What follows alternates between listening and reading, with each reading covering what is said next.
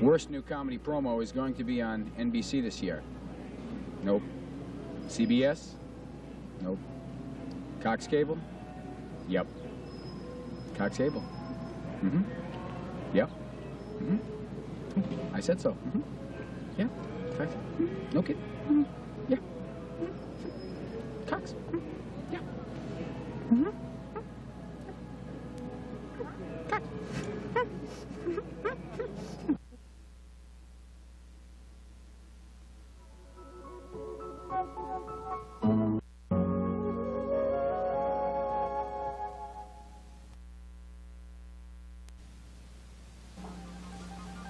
Television steps into a new dimension.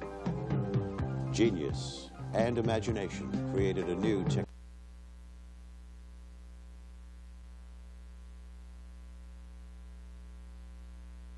cable television advertising. Welcome to the exciting world of Cox Cable's Channel 45. Hi, I'm Steve Cass, and I host the program called On the Line. We appear this fall on Channel 45, and I also work with Limelight Video Productions, the exclusive commercial production company for Channel 45. Join us and explore the infinite possibilities of cable television. We're the only station that gives Cranston and Johnston residents in-depth news coverage of their community. You can watch comedian Rudy Cheeks stick his head inside your TV set only on 45. And 645 Alive is helping early risers get their circulation going. Rhode Island consumers are tuning in to pick up valuable tips only on Channel 45. Homeowners, do-it-yourselfers, they're getting advice from Professor Joe Falcone. You bet our programs are being talked about. We're unique. We've got variety, talent, and viewers. We're Cox Cable's local origination station. We reach 10,000 homes, and we're growing in Cranston and Johnston. We're inviting you to join the vanguard of cable television advertisers. Reasonable television advertising rates are no longer a fantasy. So call Limelight Video Productions for information about an advertising package that you can afford. Put your business in the limelight today.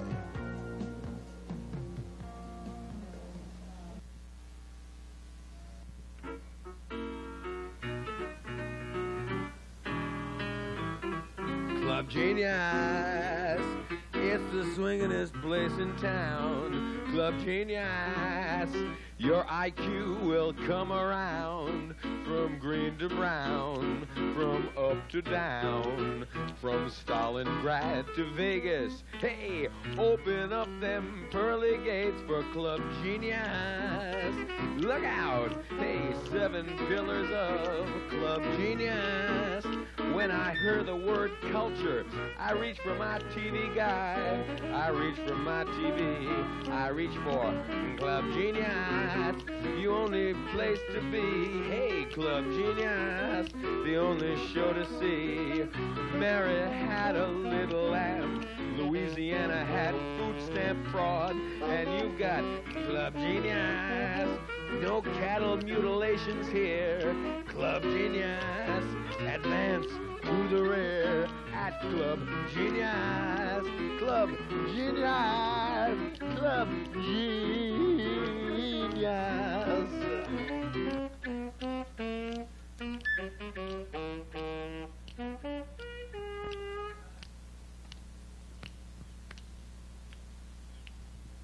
Welcome to Club Genius, starring Rudy Cheeks.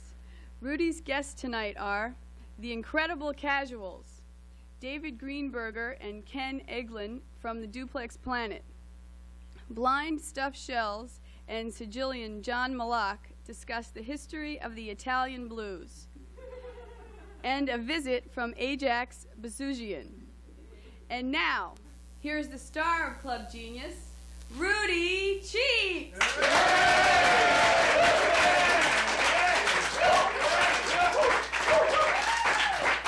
Thank you very much. Thank you. All right. Thank you very much. Thank you. That's beautiful. Thank you very much, and welcome to the show. We've been criticized for being tasteless and immature, and I guess it's kind of true. But this week we decided to inject a little bit of culture to the opening of the show. So I'm going to read a poem, and since we have David Greenberger and Ken Eglin from the Duplex Planet on tonight's show, we decided to read a poem from the Duplex Planet magazine entitled Chinese Food by Ernest Noyes Brookings. Chinese food, Orient all over earth, usual menu chop suey and chow mein. The nutritious price is all the worth, can produce articles in the rain. At one Chinese restaurant, guest 2 chow mein. Waiter, I will ratify your choice. Suggest that you sing a tonal refrain, knowing for this purchase a special voice. At China Bell, between Jamaica Plain and Dedham, guest to waiter, 2 Chinese macaroni. Waiter to guess, others have fed him, and not that it will not be phony. In an Oriental food mart, guest to waiter, 2 Chinese chop sueys. Waiter, this food has sufficient tart, but not a nourishment screwy. In a Scandinavian food cafe, 1 guest to waiter, serve as per menu. Waiter, I will come right away, and know the savory food will be tender. In a pagoda in eastern China, 1 guest to another, enjoy Oriental rice? Answer, yes, it will be served in the diner at an extremely low food price. Near Times Square, New York City, guest to waiter, delicious Chinese food. Waiter, yes, as you have no pity, it will be served in the crude. Chinese Food by Ernest Noyes Brookings. Now, we have a bunch of guests here tonight, and I don't want to take up any more of your time. Well, actually, I want to take up about, 53 minutes more of your time, okay? So we'll be right back in just a second. We're going to go to a commercial. Is that it? We're going to go to a commercial. This was actually paid for.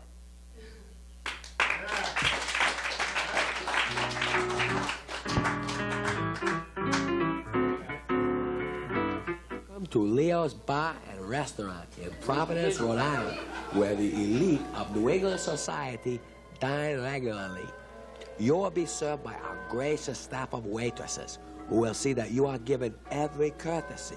Our food, which will addict you, is made from the finest materials, and all our meals are prepared on the premises. Our professional bartenders, Gus and Zippy, mix the most delightful drinks, and you will frequently come back for more. Yes, it's Leo's Bar and Restaurant in downtown Providence. Our cup runneth over.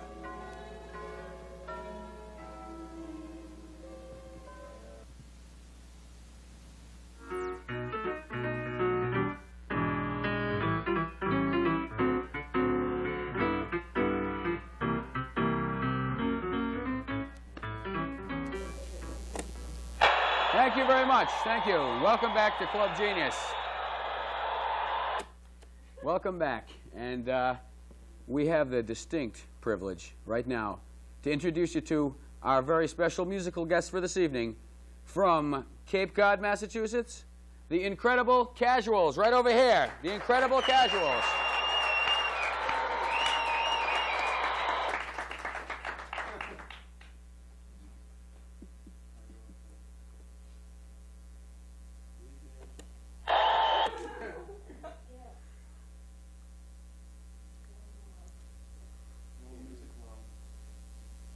Here they come, the Incredible Casuals.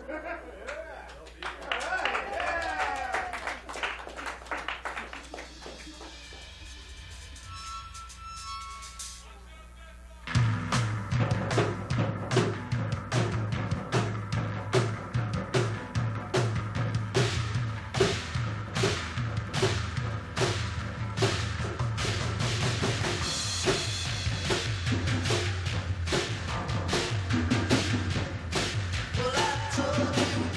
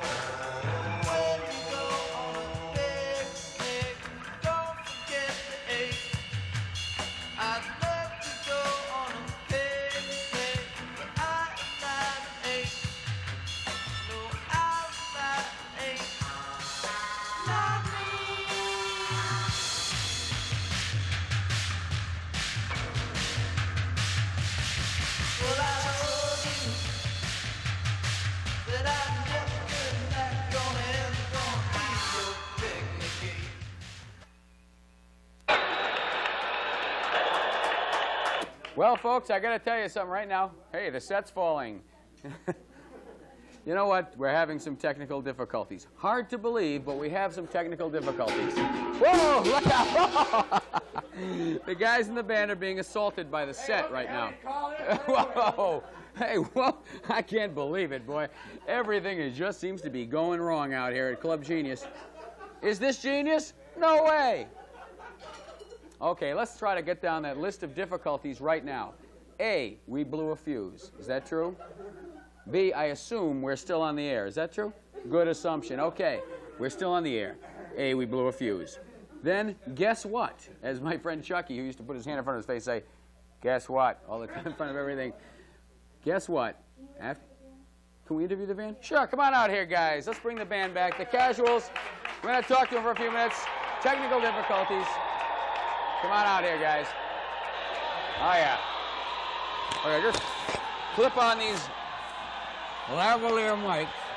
Sure. There we go. There's another one over there behind you. Yeah. There we go. Oh, what to do when we have technical difficulties. Here, guys, why don't you, Junior, you can try that right here. Where's the bullhorn? I don't know. Gee. What a time. Well, anyway, number one, we blew a fuse. The lights are going out, so if it's kind of dark on your TV screen, it's not your TV set. Don't worry about it. People who run this TV station, you better worry about it. Worry about it real fast, okay? Then what happened? Then we lost the monitor, and the monitor went, so the song was prematurely interrupted. Short, another short circuit, I think. That's right, Steve. I think it's another short. And then after that, the set fell apart and almost killed Vince, the drummer. But Vince is a tough guy. So, guys, why don't you introduce yourselves to the audience out here? I'm Chandler. I'm Junior. This is Junior, and I'm Steve, and this is my friend Vince. Vince, okay. Chandler, Junior, Steve, and Vince, the Incredible Casuals. Ooh, we're back on this camera. That's good.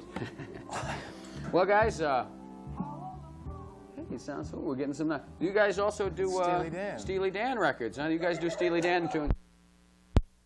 Pretty much Steely Dan, Anne Murray, you know, whatever comes along, whatever the kids are listening to. And you obviously work for the kids. We work for the kids. We work to the kids. I think you got to work the kids. You got how well? Have you been working the kids well? We work them well. We work them hard, but we work them well. We work them late, but we work them nice. That's the way I like to hear it. We just went off the air for a second. We're back on. Oh, we just went off the air for a second, I found out. It wasn't because we were talking about kids, was it? We were talking about, it's probably because we were talking about kids, and of course, there are laws against this kind of thing. I think you recall Chuck Berry went to prison for something along these lines. Yeah.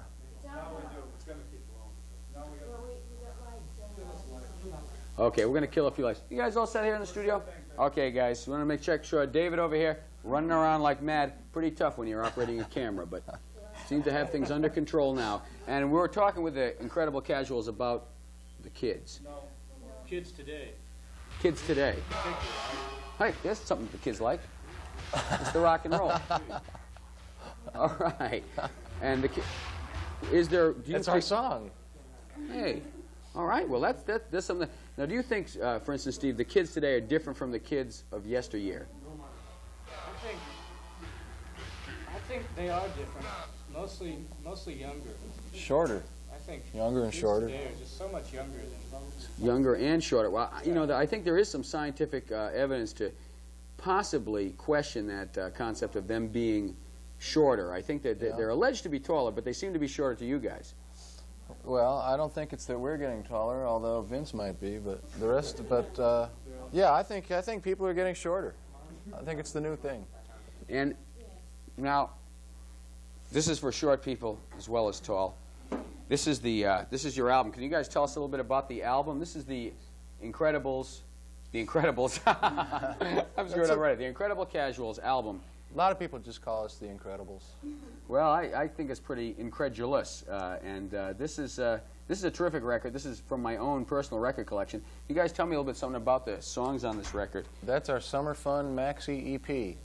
We released that in September, I think, and it's pretty much of a summer project. It's got 8 great songs that young people love, and kids too. Today's kids. Today's kids. Yeah, the short ones. The short ones from today. Well, you know, I was once a kid. Hard to believe. I was once short. I'm still short, but I'm 6'2", lying down. I know a lot of people are. Let's see, hold on, let's get a blast of that. I need attention. But my bald spot show? Oh, what? Oh, we're over there. Okay, here we are. We're back over here. My bald spot. I'm open about it. I'm honest about it. But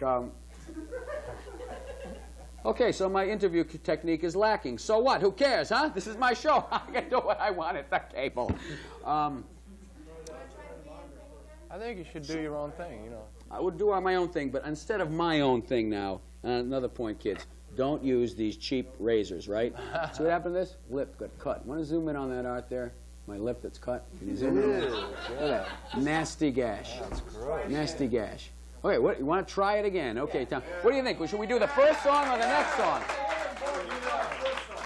The first song. Let's try the first song again, guys. Go ahead back there. Unplug yourselves, and we'll try the first song all over again. The Incredible Casuals are going to give it another go for the kids. The short kids, today's kids. That's right, the Incredible Casuals for today's short kids. Here we go. Yeah, might as well leave it there. Okay, there we go, guys. This time we should be able to get all the action we need, Steve.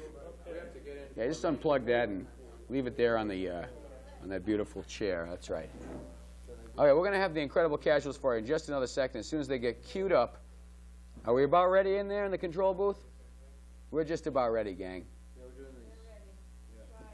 All right, We're doing the exact same thing right over again. They're going to do the exact same thing over again, but better. All right. That's what I like to hear.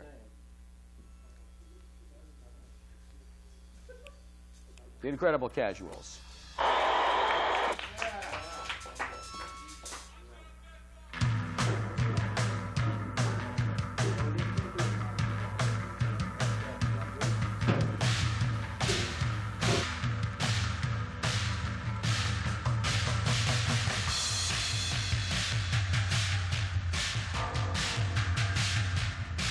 Well, I told you, and I don't know if you got through, but I'm not your picnic gate, not your picnic gate. I like luncheon, and I might like a good buffet, but I'm not your picnic gate, not your.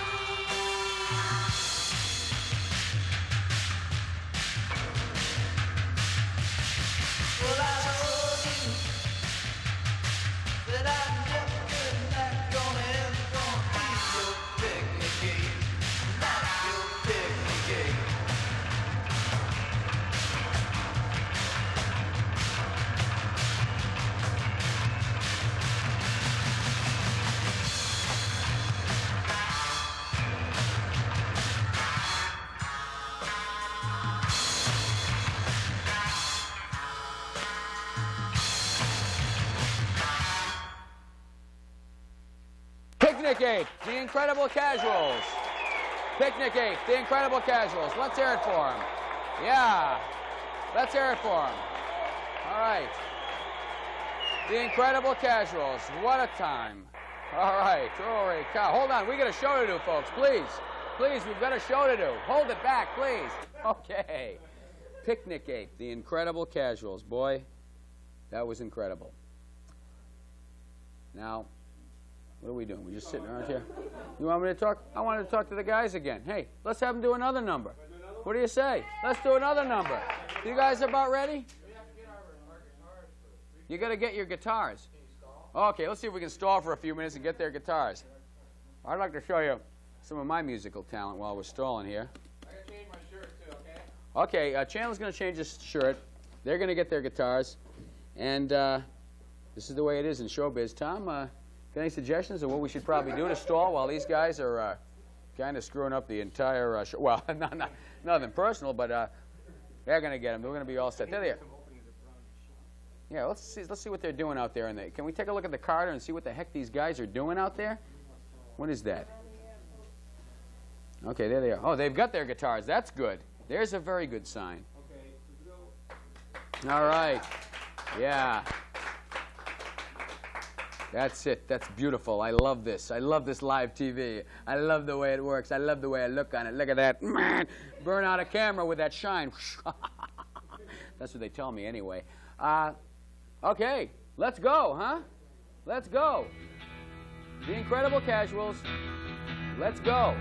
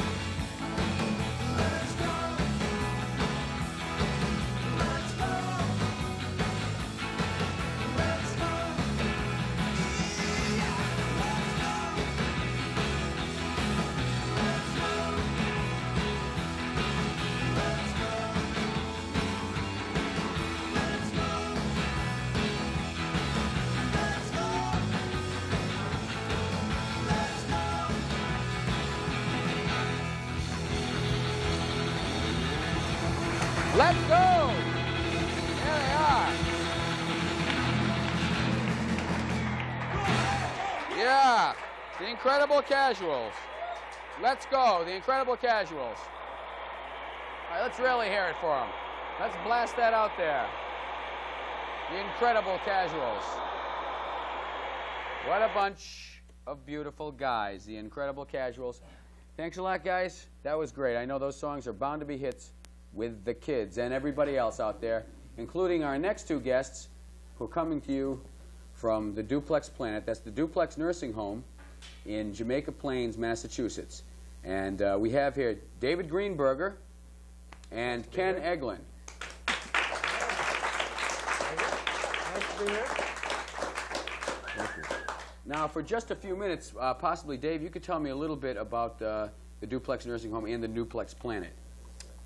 Yep. The Duplex Planet is a monthly magazine of interviews on a different subject each month, ranging from, here's a stack of them, ranging from guitars to cowboys,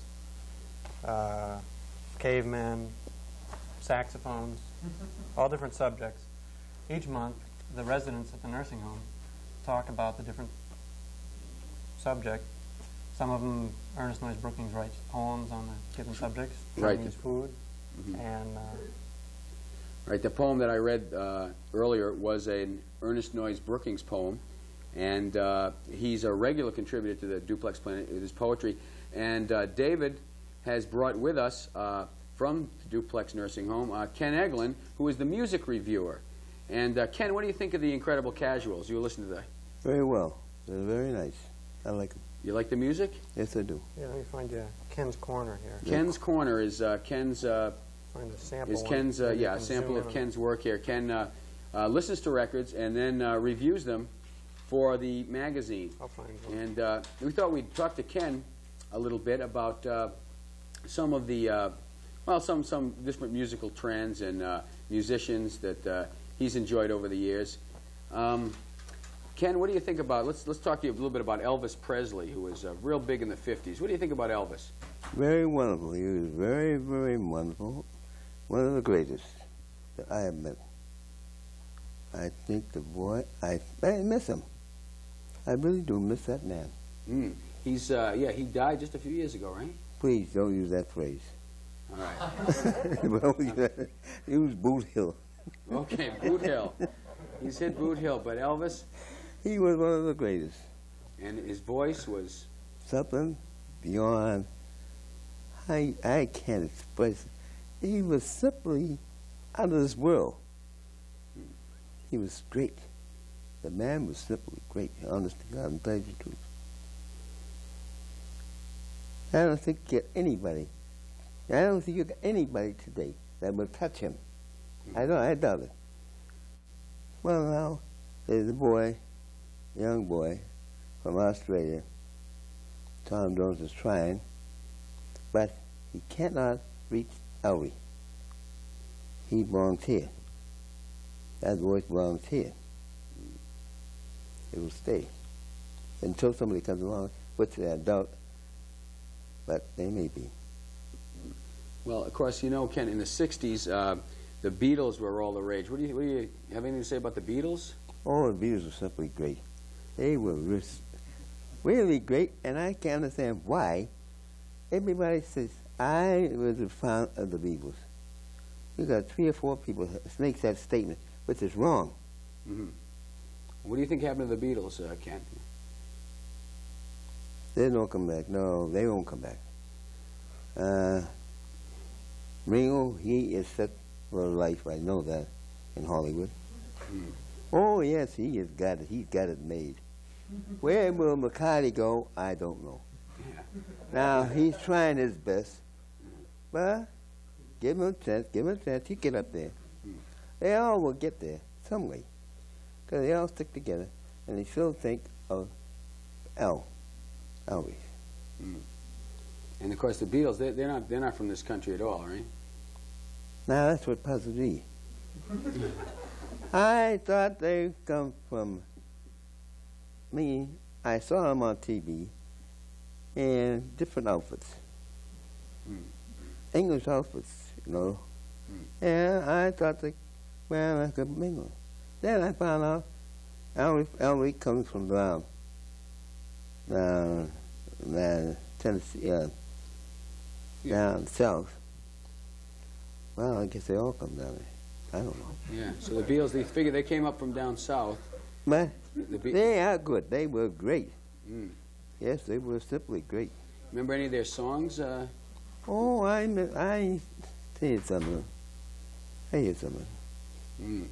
Well, I don't have any of the Beatles songs right here. But maybe another musician that I know that you're familiar with, that some of the younger viewers out there probably don't know about, somebody like Lester Young, for instance. Oh, come on, please. Now, that's Daddy. Don't talk about him. That is, ain't nobody, I swear, I declare, ain't nobody as great as that man. He was simply terrific.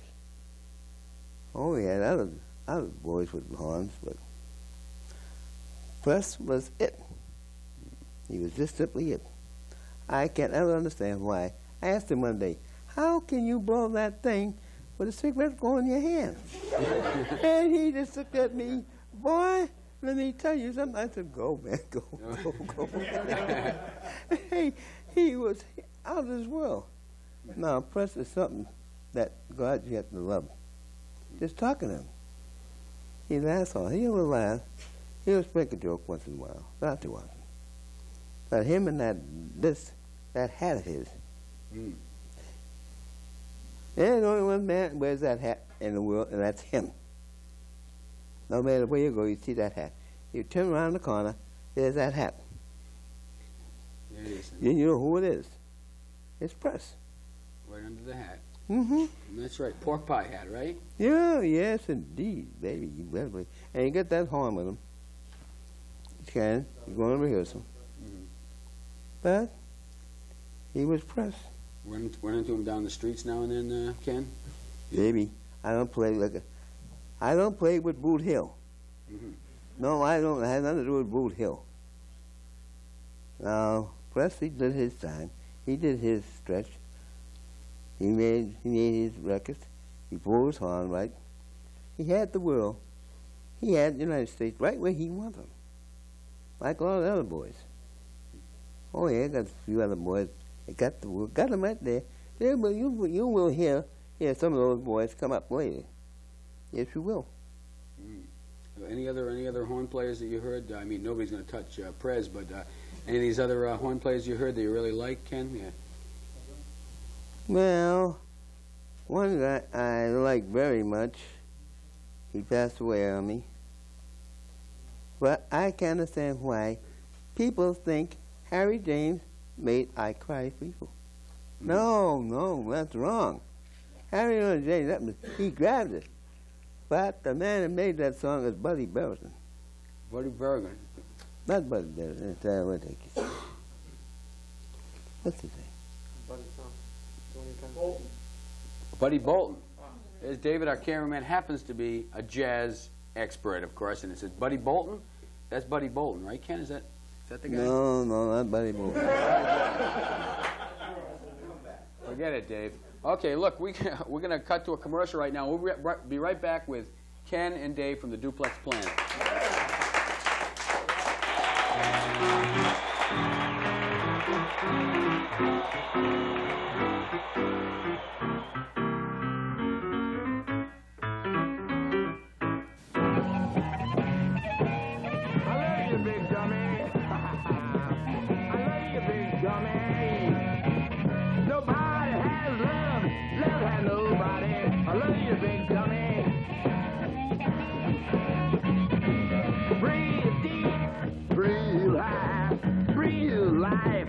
Don't breathe a lie. I love you, big dummy.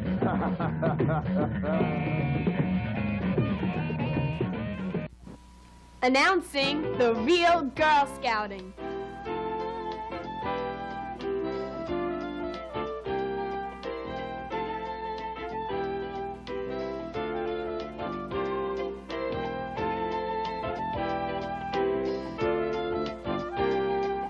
That's Girl Scouting?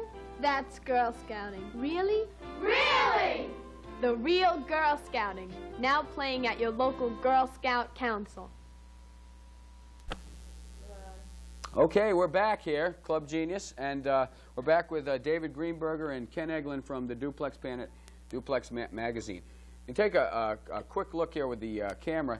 This is a picture of Ken and his column in the Duplex Planet, Ken's Corner, which is his music reviews. And basically what happens, David, can you tell me how the column is done? I just prepare a tape of different songs, and Ken listens to them, gives me his comments, and I write it down, and that's it. Okay, well that's what we'd like to do now is I've made a tape of a few songs here, and we want to have Ken listen to them and tell us what he thinks of this, and see if he can do somewhat what he does for the Duplex Planet. He'll do kind of an instant review of this music. Okay, so we're going to play a number right now and see what Ken has to say about it. Ken, take a listen to this, okay?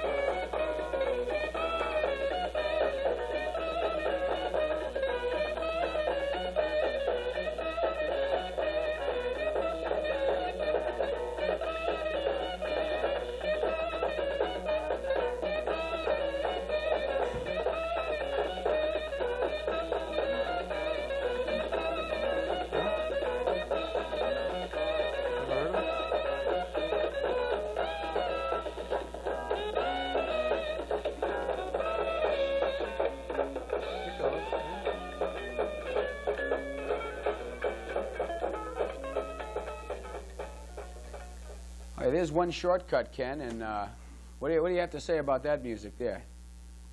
Tell me one thing. Pardon me. Is that my country? or your country? I think that's coming more from your country, Ken. You know what I mean? I have no country. You have no country. The man without a country, Ken Eglin. No, Ken. Yeah, I don't know. That sounds like it's coming from a whole different country to me. But you know, what do you think of that? What'd you hear? Well, to me, it sounds more like the Chinese. Sounds a little Chinese, yeah. Well, I'll tell you, that's Ornette Coleman, who's from Texas originally, and he's a sax player from Texas. All right. Now, you hear that coming from Texas at all? No way. They don't come like that from Arizona. How can it come from Texas? You tell me that. I don't know. Well, let's listen to another cut here and see what you think about this one here.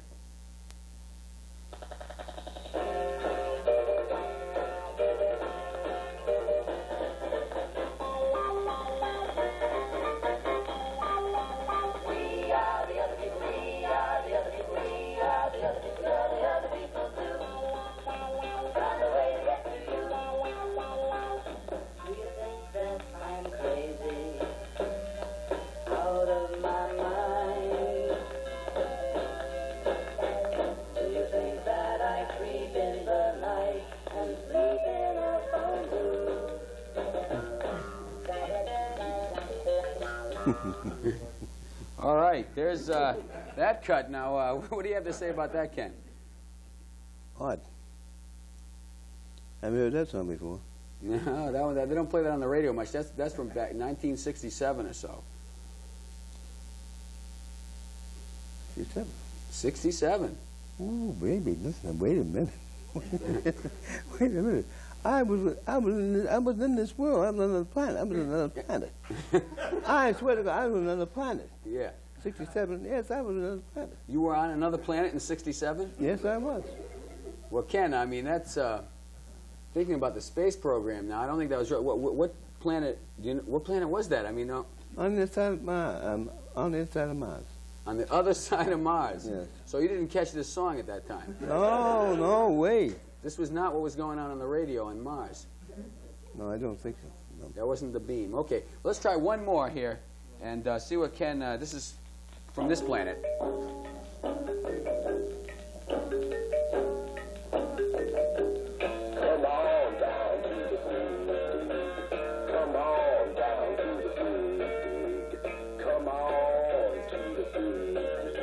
What's that boy's name?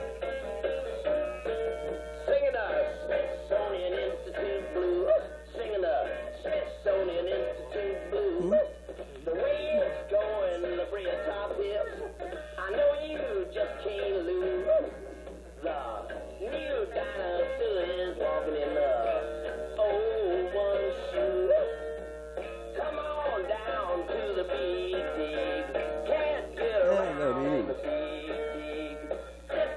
Premature, but if I'm wrong, you can just say it's the first time I was happy to be confused.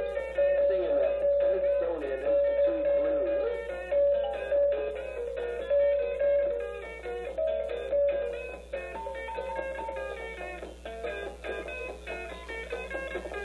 All you new dinosaurs, now it's up to you to choose. Before your feet hit the tar, you better kick off them old shoes.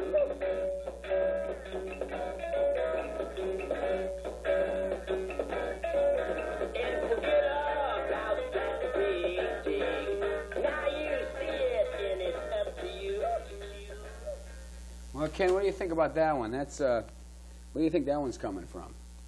That's probably from Dave's band. That's probably from Dave's band. Yes. Interestingly enough, Dave, of course, got a band called Men and Volts, and of course, their music does sound quite similar to this. And but it's actually that's Captain Beefheart and his Magic Band from about 1970, and they're from Los Angeles area. Live out in the desert. Oh, I missed them. Yeah. I don't know if that explains anything, but, well, maybe it doesn't explain anything. Maybe it explains plenty. But anyway, we've glad to have you here, Ken. And thank you. Thank you very much. It's nice to hear you talk about music. Ken Eglin and David Greenberger. Dave, thank you. From Duplex Nursing Home, Duplex Planet. And right now, hold on just a second, Ken. We'll be all set in just a minute. I think we're going to go to a tape. Is that right? Okay, right now we're going to go to a tape, and Lainey Kennebec talking about her art. Okay, we're going to introduce you now to the visual world of Maria Elaine Kennebec. So, Lainey, take it away. Tell us about some of these paintings and drawings. Okay, this is, well, usually I decide to draw a picture according to things that happen to me, or things that I think about are going to happen to me, or things that I would like to happen to me. But this is a drawing that I did last year of me jumping off a building. But most people think that it's suicidal, but I never think about the landing, so I don't really think of it as suicidal. I just think of it as fun to be in the air. So people were like starting to give me trouble about always drawing myself falling out the window or jumping out the window. So I decided that I would I would try to get over jumping off windows. So I did this picture of myself ignoring the arrow that's pointing out the window that actually exists in my apartment. It's a shadow that is formed in the window because the window's inset like this and it's round, and there's these two big arrows pointing out the window like that, which is disturbing. Since I discovered it like long after I drew all these pictures of me jumping out the window. A few things followed through from these drawings with the spray paint in the hands, and one was this next drawing, which is supposed to be Princess Grace dead in a vegetable garden, which I got the idea for when I was reading the official report of Princess Grace, and when she got in the car accident, and said that the car rolled over the embankment and crashed and burned before coming to rest in a vegetable garden. So I like that expression of Princess Grace coming to rest in a vegetable garden, so I drew this picture of her in the vegetable garden. But I thought of it as a nice ending, but other people thought that it was really morbid. But I disagree. Well, there could be that idea that, Princess Grace, in vegetables, there was that implication too when they claimed she was alive for a few days with no brain activity. Oh no. So that's my newsreader painting. So next, I was reading the paper again, which I get a lot of my ideas from, and it was the Sunday paper, and there was this frame in Prince Valiant, that one that no one ever reads, I don't think. And it was of this mastiff that was going to attack this prince person. So I did a drawing of it. It's pretty different though. My favorite thing about, I kind of like that the hands are glowing, and all the people in the past thought that the hands are red because the dog already bit the person whose hands they were, and they got blood on them. But my favorite thing of that is that the eyes are, one eye's black with a white dot, and one eye's white with a black dot, which I didn't even mean to do, it just came out that way. So then I decided that I would do different color hands, so I did, from the red hands I went to the green hands, and that's my cat, who I think it would be really funny to hang over water like that and see her. That's supposed to be a funny picture. I wish that people would think that it's so terrible. But also somebody said that it looked like E.T. hands, and was I going to do a whole series of E.T. hands? But I never saw it. I never saw that movie, I'm glad to say. Lucky. So then I went to the eye doctors, and I decided to do a drawing about that because I had a glaucoma test, and they put these eye drops in your eye that makes your eye, have you ever had one? No. They put these eye drops in your eye that anesthetize the eyeball, and then they tell you that they're going to press this little pointer against your cheek, but I knew that that wasn't what they were doing because I know what a glaucoma test is, and they press it against your eyeball to test the eye pressure.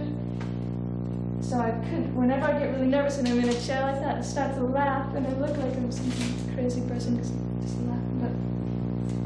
But this doctor was sticking a needle in my eye, so I drew a picture of it. So, maybe this is down here on the floor, that question mark whistle balloon. It's a number 9 balloon.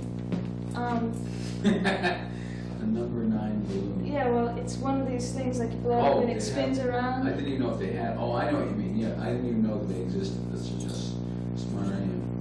This was another one of the falling out the window pictures. This is Alaska, this character that comes up in my work every now and then, who jumped out the window. But the most important thing about Alaska is that no matter what happens to her, she always has this big smile on her face. And so this person told me that this reminded them of the tower card in a tarot deck, because it has like the same symbolism as the tower card. And they also said that it looked like the work of a primitive psychotic, which I thought was a compliment. And what about this giant bunny over here, lady? This is a masterpiece. Well, that's my symbol. They told me that I had to do bigger paintings because I kept doing really small paintings. So I decided that that was a pretty innocuous reason why I should do bigger paintings. So I decided I would try to do a big painting of something that shouldn't be big, or something that was so stupid that it would be really hard to make it look good big. So I did this thing here with the dramatic sky and everything. So this one teacher who was really conservative and didn't like my work all year really liked this, which was such a surprise because no one else. A lot of people really hate this. A lot of people won't talk about it because they think that it's just a big joke and that I'm just standing back here laughing while everyone's trying to seriously critique it. But isn't that kind of true? No. Okay. But so I've drawn this thing around campus a lot, this symbol, because it's so simple. And it was really nice because I had a crit with some graduate students and they had seen it around and they thought it was some kind of cult symbol and they were really happy to find the source. They really liked it. They wanted to join the cult. Startling resemblance. Startling resemblance, I'd say.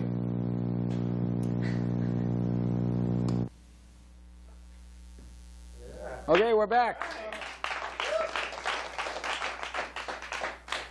Of course, Laney Kenefick, art student, painter, lunatic. Okay.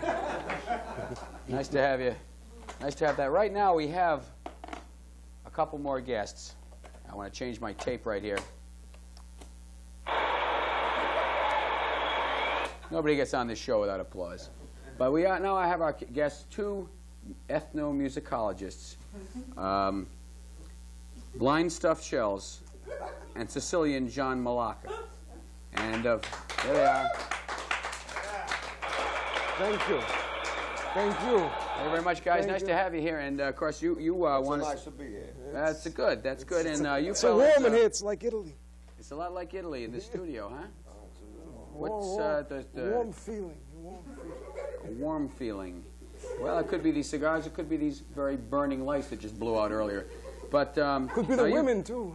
Could be the women too. Yeah. Yeah.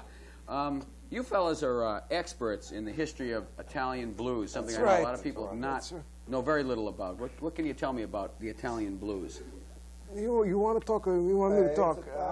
Talk. Oh, you start. Okay. One or the other. It's nice. It's a nice. We got to. Nobody knows about Italian blues in this country. Everybody thinks only blues are black and blues, and that makes us mad. Now, what happened was the Italian blues started in 1902 in Sicily. That's when there was the pasta famine. Madonna, it was terrible. You couldn't get no linguine, no mastaccio.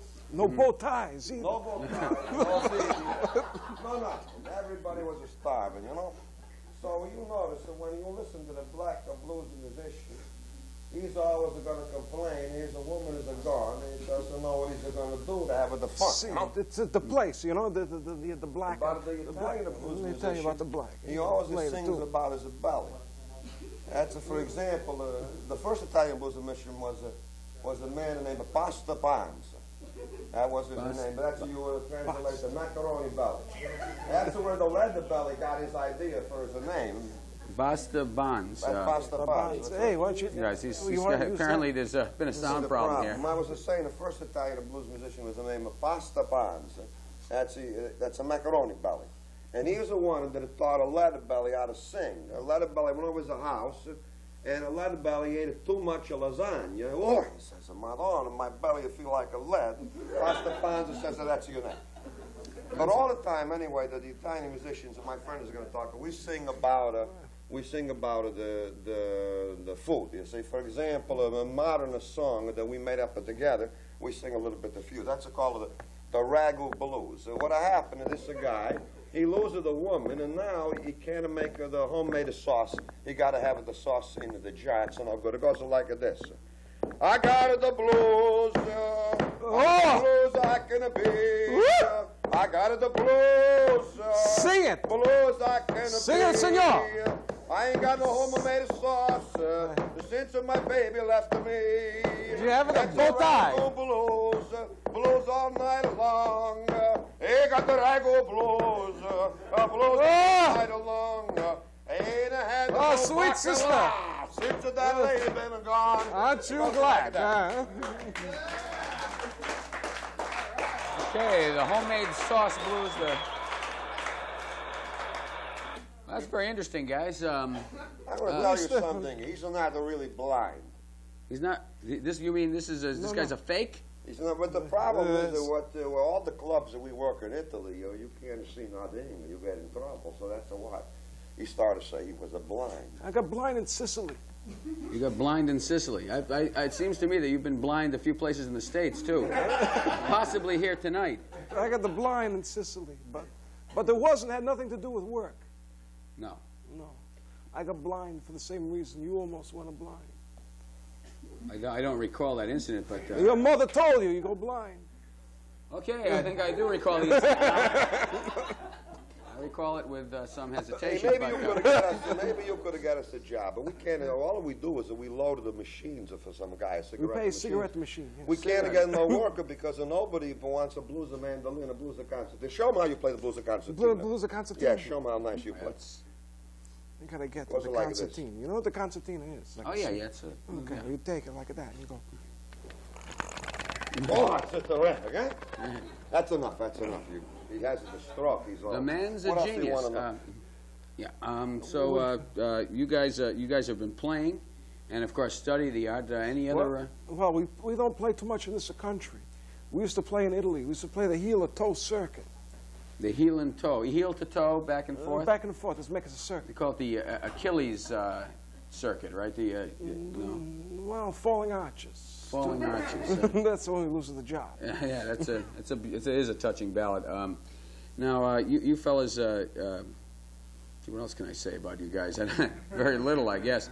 But any other insights in the history of the Italian blues? I mean, this is all new stuff to our audience out there, of course, to me as well, and I think you know why. But well, you tell them where the blues really come from. Go ahead. Well, the blues comes from basic human need to eat. Yeah. The Italian blues. The Italian blues. The Italian blues. You know. How far back that goes? Back to Rome. You know, the first blues were the Italian blues. That's right. They're the prototype. You know, and they're building the Appian Way. Mm-hmm. The Romani had the slave. Yeah. They're putting the stone in. You had to sing. It's also the beginning of food too, right? Before that, people just kind of ate tree bark and stones. They ate. The Egyptians, they were no good. They ate a stone. No good. Well, it's like you know, black men have a field holler. Yeah. Okay, we got the road song. The road song. That's right. On the way to lunch. On the way to you got a good example of a road song? No. No. Didn't think That's a so. different tradition. That's a different, not. And part of an earlier time of tradition. I see. But we can tell you more about the modern blues, the Pasta family. The Pasta family. It brings back a lot of old world sorrow to think about the Pasta family. It makes me think of my grandfather. You know, I don't know how old I am. Because of my mother, she wrapped the last bit of pasta in my birth certificate. Take a wild guess at how old you are. Let me take another guess, IQ-wise. I'd say possibly double digits. Now, thank you. Okay. I'm not speaking chronologically here, folks, but so, fellas, this has been one of the most exciting thrills I've had. It's nice we've had someone, a music reviewer, an actual band, and of course you guys here explaining the origins of music. And I think I've had about enough of you guys because I don't believe a word of this stuff, okay? So let's get the hell these guys out of here. Let's get these guys out of here, huh? Yeah. All right, there they are. Blind Stuffed Shells and Sicilian John Malacca. Two I don't know what. Okay, two Italian bluesmen, masters of genius. Guys, it's great to have you here, and thank you very much for enlightening us about the Italian blues. I know a lot of the Italian viewers out there are probably surprised as I was to hear this. And right now, let's go to. Are we set? We're all set. Okay, we're going to go to a tape right now. Ajax Bazougian, another adventure from Ajax Bazougian. Hello, sport fan. Ajax Bazougian again, and you know, I am finding here in USA nothing getting excitement in people like their favorite games. Sports, you know, baseball, home runs, football, you got touchdown, hockey with a slap shot. You name it, and thousands of fans would give right arm to be there. But over here would be hard-pressed to find anybody ever hearing of a face shot or a slam nose dunk or see a sight like this one.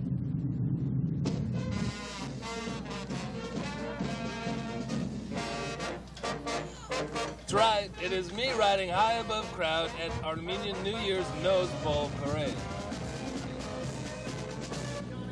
In fact, noseball is so popular in my country, every schoolboy has at least one hoop in the backyard, like this one. But like all sports, it takes great concentration, real psychology for great noseball play. It takes practice, sure, but it helps to be born with the right equipment. Take this beak, for instance. Belongs to great noseball rebounder Snif Mazurkian, all Armenian right forward. Note the natural cradle of the pocket of the nose allows the tiny ball to slip in there securely, while wide nasal cavity allows for thrust of air, putting topspin here. And that is a nose ball, my friend, you cannot stop, no matter what. Sure, I'm talking a lot, but the real convincing thing is the excitement of one-on-one. Let's go over to the court.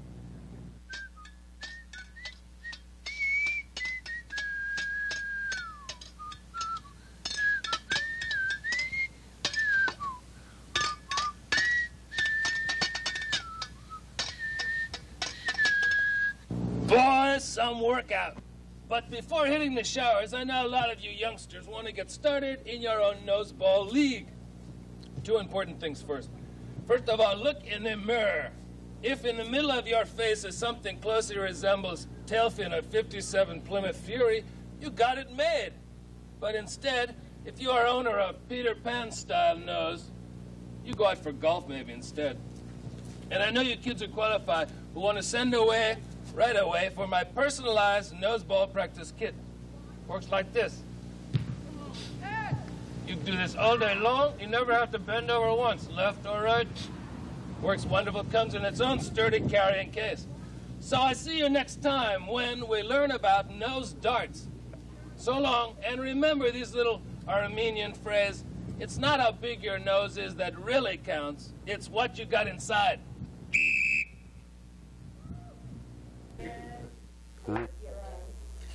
Well, thank you very much, Ajax Bazougian. Let's hear it for him. What a human being. Okay. We'd like to thank our other guests this week. Of course, our Italian blues experts, Blind Stuffed Shells and Sicilian John Malacca. And the Incredible Casuals. I don't know if they can hear me now, but that's our beautiful theme song. Let's listen now. And also Dave Greenberger, Ken Eglin, myself, everybody here in the studio. You're beautiful.